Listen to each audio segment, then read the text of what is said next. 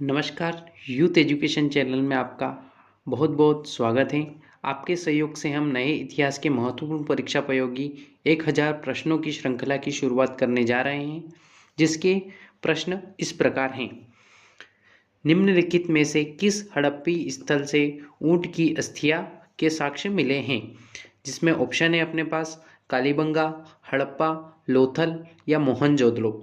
तो जैसा कि हम जानते हैं, कालीबंगा से ऊंट की अस्थियों के साक्ष्य मिले हैं, जिसमें कि कालीबंगा के बारे में हम अगर देखते हैं तो इसकी खोज 1953 में अमलानंद घोष के द्वारा की गई थी, जिसका शाब्दिक अर्थ होता है काले रंग की चूड़ियाँ। दक्षिण किनारे पर विशाल दुर्ग की दीवार के साक्ष्य हमें प्राप्त होते हैं। यहाँ से नगर 3 टीलों में विभाजित होता है, जैसे कि अन्य नगर 2 टीले में, उच्च नगर और निम्न नगर श्रेणी में विभाजित होते हैं। ये 3 टीलों में विभाजित मिला है। 7 वेदिका के साक्ष्य यहाँ पे प्राप्त हुए हैं। हल के निशान के साथ 2 फसलों को एक साथ बोने के भी साक्ष्य हमें यहाँ से प्राप्त हुए हैं। अब चलते हैं हम अगले प्रश्न की ओर। ऋग्वेद के नदी सूक्त स्तुति सूक्त के किन 2 नदियों के बीच वैदिक नदी सरस्वती की स्थिति का बोध होता है? जिसमें कि ऑप्शन दिए हैं गंगा और यमुना, यमुना और शुतुद्री या एवं अस्किनी और अस्कनी एवं विस्तृता। तो जिसका सही आंसर होगा यमुना और शुतुद्री। अगला क्वेश्चन है महाजल प्लावक की कथा, जिसमें देवी मत्स्य द्वारा मनु की रक्षा करने का विवरण है, किस ग्रंथ में उपलब्ध है? इसका सही आंसर हमें प्रतीत होता है शतपथ ब्राह्मण में। शतपथ ब्राह्मण में महाजल प्लावक की कथा, जिसमें देवी मत्स्य द्वारा मनु की रक्षा करने का विवरण प्राप्त हुआ है। अब चलते हैं हम अगले प्रश्न की ओर। निम्नलिखित में से किस ग्रंथ में इतिहास पुराण को पंचम वेद कहा गया है?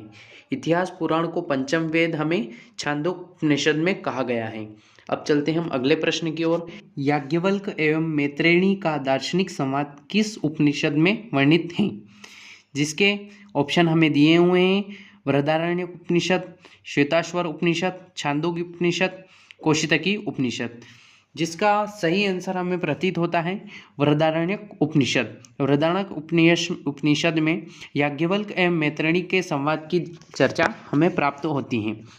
अगला प्रश्न है श्रावस्ती में मखली गोशाल अधिकांश हलाहल की कार्यशाला में ठहरते थे, वह महिला किस समुदाय से संबंधित थी?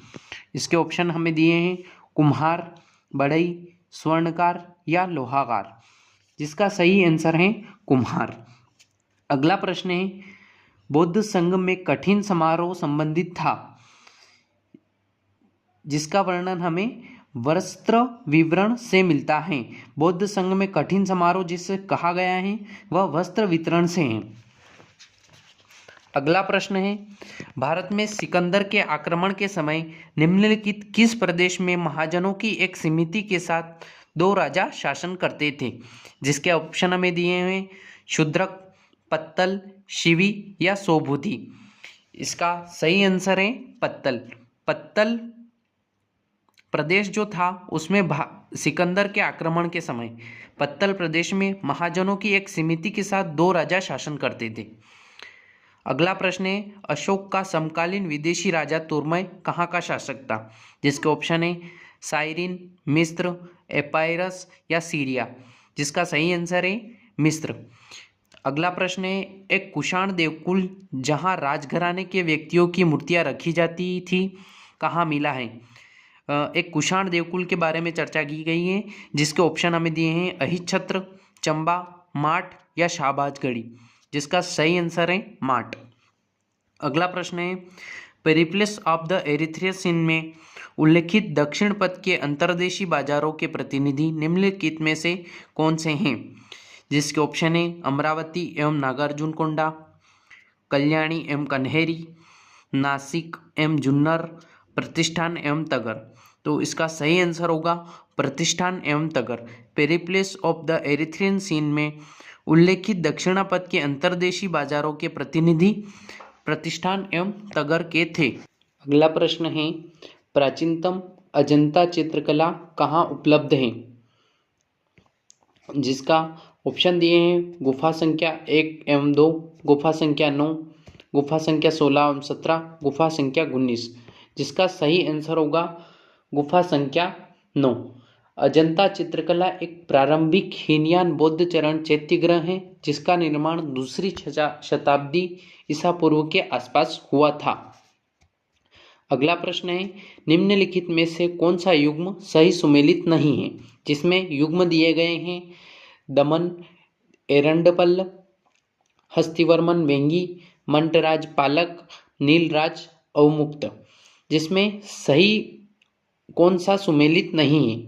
इसमें मंटराज पालक सही सुमेलित नहीं है, बाकी सभी ऑप्शन सही सुमेलित हैं। अगला प्रश्न है, कुमारगुप्त के समय एक लेख में मालव संवत के वर्ष 493 का उल्लेख है। निम्नलिखित में से इसका समकक्ष कौन सा वर्ष हो है? जिसके ऑप्शन हमें दिए हैं 415 ईस्वी, 436 ईस्वी, 550 ईस्वी या 571 ईस्वी। जिसमें सही आंसर है 436 ईस्वी। निम्नलिखित किस रचना में प्राचीनतम भारतीय न्यायालय की एक झांकी प्रतीत होती है? जिसके ऑप्शन हमें दिए हैं मालविकाग्निमित्रम, मृच्छकटिकम, मुद्रा राक्षस या रत्नावली। तो जिससे हमें सही आंसर प्रतीत होता है वह है मृच्छकटिकम। मृच्छकटिकम भारतीय न्यायालय की एक पूर्ववर्त झांकी है। अगला प्रश्न है, उत्तर भारत के निम्नलिखित मंदिरों में किसका शिखर द्रविड़ शैली का है? तो जिसके ऑप्शन हमें दिए हैं उड़ीसा का वृदेश्वर मंदिर, वाराणसी का कर्मदेश्वर मंदिर, खजुराहो का पार्श्वनाथ मंदिर या ग्वालियर का तेली मंदिर। जिसका ऑप्शन सही है ग्वालियर का तेली मंदिर। ग्वालियर का तेली मंदिर शिखर द्रविड़ शैली से बना हुआ है, जिसका निर्माण मिहिर भोज के शासनकाल में तेली व्यापारियों के दान किए गए धन से बना हुआ है, जिसकी ऊंचाई 30 मीटर के आसपास है। यह ग्वालियर किले की श्रेणी का सबसे ऊंचा मंदिर है।